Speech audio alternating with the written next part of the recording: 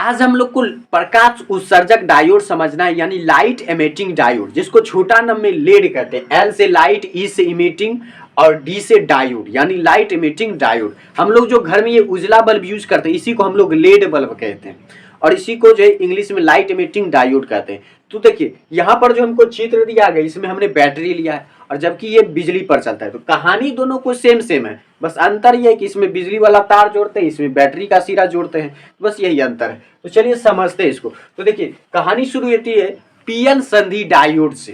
PN संधि diode, देखिए PN संधि डायोड पर ही पूरा खेल होता है। देखिए ये इधर पी प्रकार का अर्धचालक और इधर एन प्रकार का अर्धचालक, तो दो अर्धचालक यानी पी टाइप अर्धचालक और एन टाइप अर्धचालक को जोड़ते थे हमको पीएन संधि डायोड मिल जाता है। तो यहाँ पर देखिए होता क्या है कि इसको जोड़ने का दो तरीका है, एक पी को प्लस के साथ जोड़िए, एन को माइनस के साथ जोड़िए, या पी को माइनस के साथ जोड़िए, एन को प्लस के साथ जोड़िए। तो इसको जोड़ने का दो तरीका, और तरीका पर ही निर्भर करता है कि आप लेड बना रहे हैं या कोई कुछ और बना रहे हैं।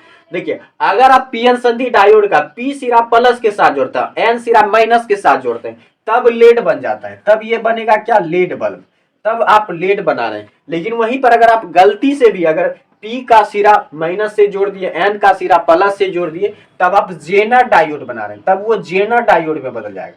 तो इस तरह से ये उल्टा हो जाता है, तो जेनर डायोड ये उल्टा हो जाता है। तो जेनर डायोड में और बहुत सारा स्ट्रक्चर, ऐसा नहीं कि माइनस प्लस कर देंगे तो सिर्फ जेनर डायोड हो जाएगा, तो उसमें और सारे स्ट्रक्चर, उसमें प्रतिरोध अलग से दो प्रतिरोध जोड़ने पड़ते हैं, तो उसकी अलग कहानी है। तो जेनर डायोड लेकिन कुछ हद तक वो जेनर डायोड में बदल जाता है, लेकिन आपका लेड बल्ब नहीं बनेगा। तो लेड बल्ब होने के लिए जो है, लेड बल्ब होने के लिए जो है पीएन संधि में पी का सिरा प्लस के साथ यानी धन सिरा के साथ और एन टाइप का सिरा बैटरी के ऋण सिरा के साथ जुड़ा हुआ होना चाहिए। इसको कहते हैं अग्र अभिनति। ऐसे जो तरीका है जोड़ने का इसको कहते हैं अग्र अभिनति।